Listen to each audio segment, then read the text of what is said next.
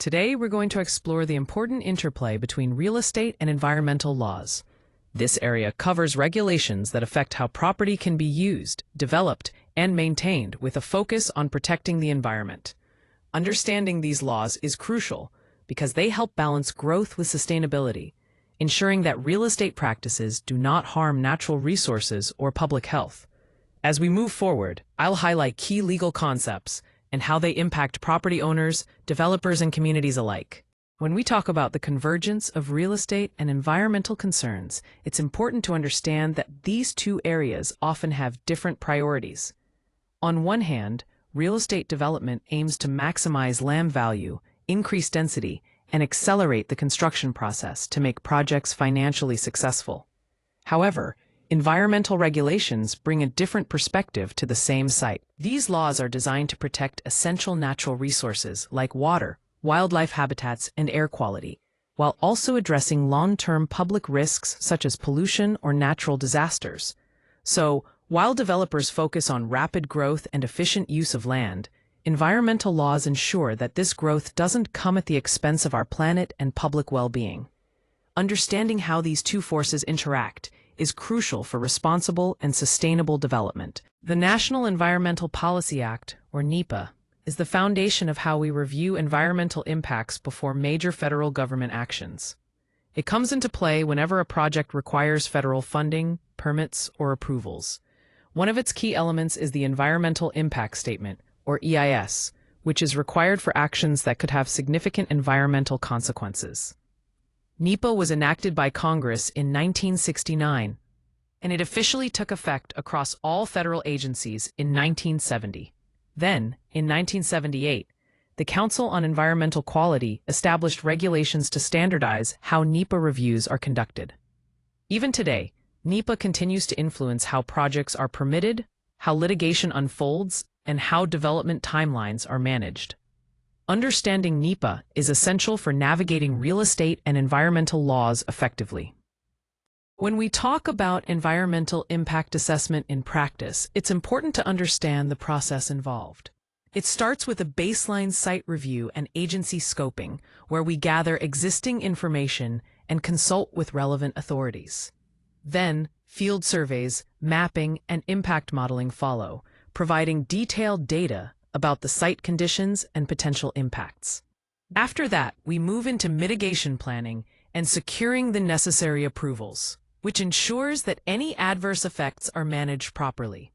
Now, regarding what must be assessed, there are several critical factors. We need to look at water resources, including wetlands and drainage patterns, since these are vital to the ecosystem and can be sensitive to changes. Habitat and species presence, as well as potential vegetation loss, are also key because development can disrupt local biodiversity. Additionally, we assess noise, traffic, air quality, and cumulative effects to understand how the project may affect the broader environment and community. The field evidence that we collect during surveys is crucial because it forms the foundation of the legal record. This ties directly into real estate and environmental laws, ensuring compliance and providing a defensible basis for decisions. Ultimately, this process helps balance development needs with environmental protection. The Clean Water Act plays a crucial role in real estate development by regulating discharges into waters of the United States, which means federal permits become essential when projects impact wetlands, streams, or other protected water bodies. One key area is wetland fill. Before any dredging or placing fill for things like roads, pads, or subdivisions, Section 404 permits are often required. Another important factor is buffers. Setbacks and buffer zones are designed to protect streams, marshes, and shorelines, but they also reduce the buildable area on a property. Stormwater management is also a major consideration. Construction runoff controls are mandatory and influence everything from grading plans to the sequencing and overall design of the site. Finally, there is always a risk of delay. Jurisdictional disputes over the extent of protection and demands for mitigation can increase costs, require redesigns, and add uncertainty to the permitting timeline. Altogether, the Clean Water Act significantly shapes how real estate development proceeds near sensitive water resources. Wetlands are incredibly important when it comes to land development because they serve as critical battlegrounds. These areas are often protected lands, which means there is a high risk involved when it comes to securing permits for construction or development. Wetlands trigger a very strict federal and state review process. Developers can't just assume that land that appears buildable can actually be developed right away. They need to carefully navigate through the processes of delineation, mitigation, and obtaining fill permits.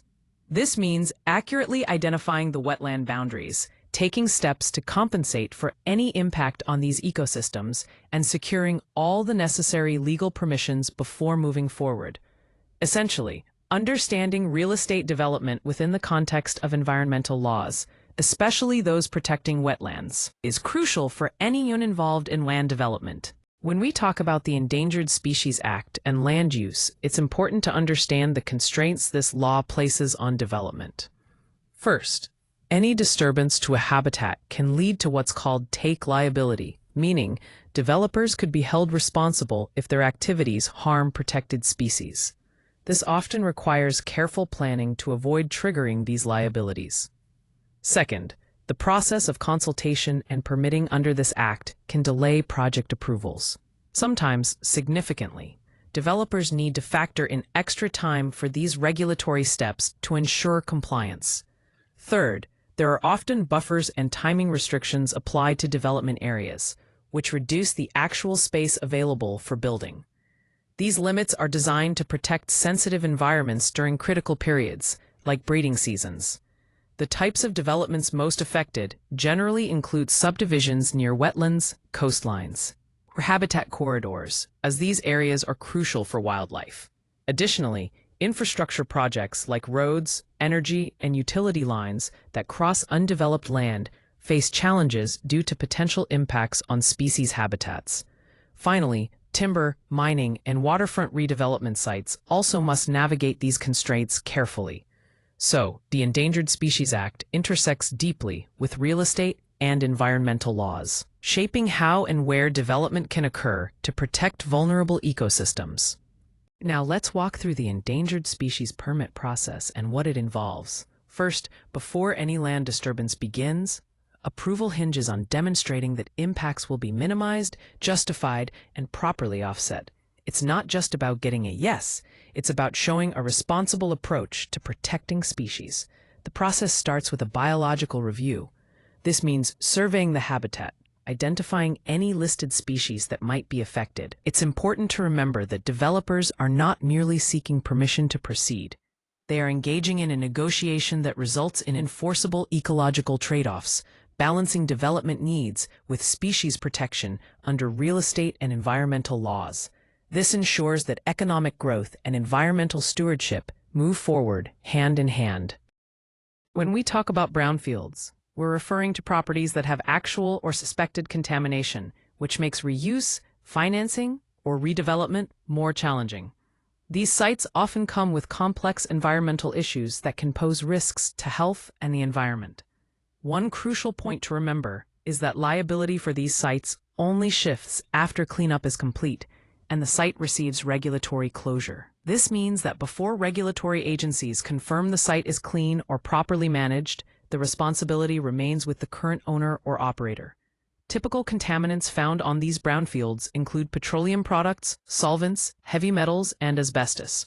Another significant concern is vapor intrusion, which occurs when harmful vapors from contaminated soil or groundwater enter buildings, posing health risks. To address these issues, remediation mandates usually follow a three-step process. First, it's essential to investigate site conditions thoroughly to understand the extent of contamination. Next, controlling exposure pathways is critical, meaning measures are put in place to prevent people from coming into contact with contaminants. Finally, the cleanup or cap-in-place obligations must be completed, ensuring the site is either fully cleaned or appropriately contained. Underlying all of this are real estate and environmental laws that guide how brownfields are managed and regulated, helping to balance redevelopment goals with public health and environmental protection. When we look beyond the federal baseline, many states have developed their own environmental laws that often impose stricter requirements. For example, California's CEQA process not only demands a broader environmental review compared to the federal NEPA, but it also mandates stronger mitigation measures. This means projects in California face a higher level of scrutiny to protect the environment. Similarly, New York's SECRA extends its reach to both state and local approvals, bringing private development projects into a more detailed impact analysis. This emphasis on local approvals shows how important local governments are in the environmental review process there. Florida uses resource-specific controls, especially for wetlands, stormwater, and coastal areas. Their rules may require permits with conditions that go beyond federal water quality standards, highlighting the state's focus on protecting critical natural resources. In summary, state environmental laws add layers of review, disclosure, and permitting that complement and often exceed federal regulations, making it essential for projects to navigate these varied requirements carefully. Now, let's talk about zoning and environmental restrictions, which play a crucial role in guiding how land is used to protect both our ecosystems and public health. Environmental zoning specifically controls what can be built, where it can be built, and imposes requirements to minimize ecological impact and reduce health risks. There are three main types of environmental zones to be aware of. First are conservation zones. These areas are designed to protect habitats, wetlands, and open spaces by strictly limiting development density, clearing, and any disturbance to the site. This helps preserve natural landscapes and biodiversity. Second, we have floodplains. Development in these zones must adhere to strict rules like elevation requirements, setbacks, and flood-resistant designs to reduce flood risks. In the highest risk areas, development might be completely prohibited to safeguard people and property. The third type are air quality zones. These zones restrict activities that could exacerbate air pollution, such as those increasing emissions, traffic, or dust, especially near sensitive communities or areas that already struggle with air quality. Together, these zoning practices form the primary land use controls aimed at balancing development needs with environmental protection. Understanding and respecting these zones is essential for sustainable land planning and compliance with real estate and environmental laws. When we talk about flood risk, it's important to understand how FEMA floodplain rules come into play. FEMA maps do more than just show areas at risk. They actually influence whether a project makes financial sense. These maps can impact insurance costs, lender requirements, and even elevate building standards, all of which affect project feasibility. Now, the designation of special flood hazard areas is especially significant. Properties in these zones face stricter local reviews and have fewer options for site planning. This means developers need to be more careful in designing their projects to meet these challenges. Additionally, if you're dealing with federally backed loans, flood insurance often becomes a requirement. This adds a layer of cost that can't be ignored, reshaping both acquisition expenses and ongoing operating costs. For new construction in these flood-prone areas, you'll often need to comply with specific regulations, such as elevating buildings, implementing flood-proofing measures, and adhering to base flood elevation standards before you can get permits approved. All of these rules are designed to reduce risk and protect both property and people. Finally, it's essential to recognize how real estate and environmental laws intersect with floodplain management, ensuring projects meet all necessary guidelines to proceed safely and responsibly. Environmental title insurance is a unique type of coverage that helps protect buyers, lenders, and investors from specific pollution and land use risks. It essentially transfers certain environmental risks that might affect a property, offering peace of mind during real estate transactions. There are three main areas this insurance covers. First, it deals with unknown contamination, meaning it covers losses related to pollution that was already present but only discovered after the property sale has closed. This can be crucial because such contamination can lead to significant unexpected costs. Second, the insurance can respond to cleanup costs and third-party claims. This includes expenses related to environmental remediation, as well as claims for bodily injury or property damage caused by pollution issues on the property. Finally, it protects against use restrictions and loss in property value. This means it covers situations where existing environmental regulations limit how the property can be developed or financed, which could otherwise negatively impact the property's value. Understanding these coverage areas highlights how environmental title insurance can be an important safeguard when dealing with properties that might have environmental concerns or regulatory challenges. A Phase 1 Environmental Site Assessment, or ESA, is essentially a deal screening tool. Its main goal is to identify any recognized environmental conditions before the property changes hands. This is crucial because it helps buyers, lenders, or developers understand potential contamination risks early on. The purpose of a Phase 1 ESA is to support all appropriate inquiry requirements and to flag any contamination concerns prior to purchase, financing, or redevelopment. This protects parties from unexpected liabilities down the line. The scope of a Phase 1 ESA involves a thorough records review, a detailed site reconnaissance, interviews with knowledgeable individuals, and historical land use research. Together, these efforts build a comprehensive picture of the property's environmental status. If the Phase 1 identifies suspect findings, such as underground tanks, spills, staining, or evidence of past industrial use, this triggers the need for a Phase 2 assessment. Phase 2 involves sampling and testing the soil, groundwater, or building materials to confirm contamination. It's important to note that no sampling or testing is conducted during Phase 1. This first phase focuses solely on identifying potential risks through observation and research. Finally, Phase 1 ESAs are designed to comply with real estate and environmental laws, helping ensure that transactions proceed smoothly while managing environmental risks responsibly. When it comes to environmental risks, it's crucial that these risks are disclosed before they turn into liabilities. So what exactly needs to be disclosed? Key items include any known contamination, underground storage tanks, spills, wetlands, exposure to flooding, and any permit limits that might affect the property. Additionally, it's important to share information about past investigations, cleanup orders, notices of violation, and any significant environmental reports related to the site. If these disclosures are not properly made, the consequences can be severe. Deals can fall apart due to claims of fraud, demands for indemnity, or even rescission of the transaction. Furthermore, liability doesn't just disappear after the deal closes. Statutory penalties and private lawsuits can continue to pose significant risks. So, thorough and honest disclosure is essential to protect all parties involved and ensure compliance with real estate and environmental laws. When we talk about historic preservation and land value, it's important to recognize how this relationship shapes development opportunities.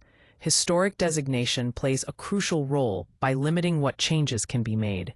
This includes restrictions on demolition, additions, building height, and alterations to the facade. These constraints help protect the unique character of historic properties, but also impose certain renovation challenges. Development rights come into play here, influencing what owners can and cannot do with their properties under these preservation guidelines. While these limitations might seem restrictive, there are valuable incentives to balance them out. Tax credits and grants, for example, can significantly increase project value by offsetting the costs of qualified rehabilitation. These financial benefits make restoring historic properties more feasible and attractive. However, it's essential to understand that renovation constraints, such as the need for approvals, adherence to material standards, and preservation review processes, often extend both the timeline and the budget of projects. These steps ensure that restoration work respects the property's historical integrity, but require careful planning and patience. On the positive side, when the authenticity of a historic building is preserved, its value often increases, especially in markets that appreciate genuine historic character. At the same time, this comes with reduced flexibility, as not all modern changes are permissible. Lastly, real estate and environmental laws heavily impact historic properties, further defining what is required or allowed in development and preservation efforts. Keeping these legal factors in mind is critical for anyone managing or investing in historic real estate. When we look at climate change adaptation in real estate, it's clear that the future value of properties will increasingly depend on their ability to withstand environmental stresses. First, sea level rise is a major concern. coastal properties are facing higher insurance costs, stricter setback requirements, and more complex redesign needs as flood risks grow. Then, heat resilience is critical. Buildings need to effectively manage cooling demands, ensure occupant safety, and maintain material performance during extreme heat events. Lastly, water scarcity impacts development feasibility, with a growing emphasis on securing water supply, adhering to conservation regulations, and planning for drought conditions. Understanding these factors is essential for navigating real estate in a changing climate and complying with evolving environmental laws. Here we focus on the important standards and regulations that guide green building practices and compliance. First, LEED, which stands for Leadership in Energy and Environmental Design, emphasizes design, materials, and site decisions that promote lower impact development. It's about making choices that reduce environmental footprint right from the start. Then, we have Energy Star, which sets operational efficiency standards based on measurable energy performance. This means buildings are evaluated on how well they use energy in day-to-day operations, encouraging energy savings and cost reductions. Local codes are another crucial aspect. These include rules around benchmarking, electrification, and retrofitting, which directly impact compliance costs for buildings. They play a significant role in shaping the financial feasibility of green projects. Together, these standards function as both environmental safeguards and economic drivers. They add value by improving financing opportunities and increasing tenant demand, ultimately supporting sustainable real estate development while meeting regulatory requirements. Here, we're looking at the concept of eminent domain in relation to environmental takings. Eminent domain lets the government take private property for public use, but they must provide just compensation to the owner. However, under the takings clause, certain environmental restrictions can also trigger compensation claims if they severely limit property use. First, public use can sometimes override environmental protections. Courts may approve the acquisition of protected or sensitive land if the project, like building a road, installing utilities, or flood control, is considered a greater public necessity than preserving the environment. Second, environmental regulations themselves can effectively become a taking. For example, if restrictions on wetlands, habitats, or coastal areas remove all economically viable use of the property, or excessively burden the owner's rights, the property owner may seek compensation for this loss. This balance between protecting the environment and respecting property rights is a key issue in real estate and environmental law. When it comes to legal liability for environmental contamination, it's important to understand that successive property owners can be held responsible even if they didn't cause the contamination themselves. This is a key aspect of CERCLA, the Comprehensive Environmental Response, Compensation, and Liability Act. First, who is liable? Typically, current owners are the first to be held accountable for cleanup. However, past owners, operators, waste generators, and transporters can also be named in liability claims. The liability under CERCLA can be strict, meaning responsibility is imposed regardless of fault, and it can be joint and several, so any one party can be held responsible for the entire cleanup cost. Next, there are some defenses available. The innocent landowner defense and the bona fide prospective purchaser defense allow buyers to avoid liability if they can demonstrate they had no affiliation with the polluter and took steps to prevent contamination. However, even after purchasing, the new owner must continue to meet all post-closing obligations related to cleanup and site management. Finally, due diligence is crucial in managing these risks. Conducting a Phase 1 environmental site assessment and reviewing records helps establish an all-appropriate inquiry, which is necessary for certain defenses. Buyers can also use contract terms, like indemnities and escrow agreements, to allocate risk.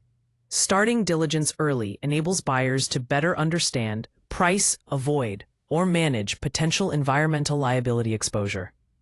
When developing in ecologically sensitive areas, even a single site can trigger a complex wetlands review, species protection concerns, and years of permit challenges before any construction begins.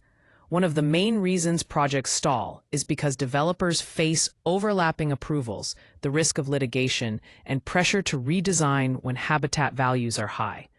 For example, jurisdictional disputes often arise over wetlands, buffers, and shoreline setbacks, making it difficult to move forward smoothly. Additionally, developers must navigate challenges under laws like NEPA, the Endangered Species Act, and various state environmental review regulations. On top of that, mitigation costs can increase significantly as agencies require habitat preservation or the relocation of species, which adds further financial and logistical hurdles to the project. This case study clearly highlights the intersection of real estate development and environmental laws, showing how vital it is to carefully plan and address these challenges from the start. When negotiating the permit approval timeline, it's crucial to manage review milestones proactively to avoid formal delays. The process is divided into 4 main phases. In Phase 1, the pre-application phase, the goal is to align studies, jurisdiction requirements, and agency expectations ahead of filing. This sets a strong foundation and helps prevent misunderstandings later on. Phase 2 is the NEPA scoping phase, where defining issues early is key. By focusing the environmental review on the most critical points, we can streamline the entire process and avoid unnecessary back and forth. During Phase 3, the public comment phase, it's important to respond quickly to any objections, revision requests, or supplemental demands. Timely responses keep the process moving smoothly and prevent bottlenecks. Finally, Phase 4 centers on the agency decision. At this stage, conditions, mitigation measures, and final approvals really determine the schedule. The best leverage point is to negotiate scope and mitigation when agencies still have flexibility, maximizing the chance for a favorable and timely outcome. When we look at the cost-benefit analysis of compliance versus non-compliance, it's important to understand the different types of costs involved. On the compliance side, there are upfront expenses like site assessments, obtaining necessary permits, conducting environmental studies, and any mitigation or remediation efforts required to meet regulations. While these costs can seem significant, they are predictable and manageable. On the other hand, the costs related to non-compliance can be much more severe and less predictable. These include fines and penalties imposed by regulatory authorities, exposure to costly litigation, delays in project timelines, and damage to the organization's reputation. These consequences not only impact finances, but can also erode trust and credibility over time. The key takeaway here is that predictable compliance costs are generally much lower than dealing with the surprises and risks of non-compliance. Furthermore, ignoring environmental and real estate laws doesn't just affect you once. The negative effects compound over time, draining capital and damaging your standing in the industry. Prioritizing compliance is therefore a strategic decision to protect both resources and reputation in the long run. Looking ahead, we can expect environmental regulations to become much stricter, especially in how developments are permitted and monitored. Regulators are pushing for greater resilience, restoration efforts, and a stronger focus on emissions accountability, which will all become central to mainstream development practices. One key change is that there will be more disclosure requirements. Climate risks, flood potentials, and contamination concerns will need to be documented earlier in the process and with much greater detail. This means developers and stakeholders will have to be much more transparent about environmental risks from the outset. Another important trend is the emphasis on higher resilience. Building designs will need to incorporate adaptation measures, mitigation strategies, and ensure long-term environmental performance. Essentially, properties won't just be constructed for today's conditions, but prepared to withstand future environmental challenges. Additionally, we'll see broader liability for developers. Responsibilities will extend beyond just construction or obtaining approvals. They'll cover acquisitions, ongoing operations, and even stewardship after the property has been sold. Overall, these tightening standards underline the growing importance of environmental considerations in real estate, requiring everyone involved to be more diligent, accountable, and forward-thinking. To wrap up, it's clear that environmental law plays a crucial role in how sites are chosen, approved, and valued. Doing thorough due diligence early on is essential. It helps avoid costly delays, redesign efforts, and unexpected liabilities down the line. Remember, wetlands, habitat protections, and floodplain regulations can significantly restrict what can be developed on a property. It's also important to know that state and local regulations often impose stricter standards than federal rules, so staying informed about those is key. Finally, prioritizing compliance not only protects the environment, but is usually far less expensive than dealing with legal battles, cleanup costs, or lost project time. These takeaways highlight why environmental and real estate laws must be considered hand in hand for successful project outcomes.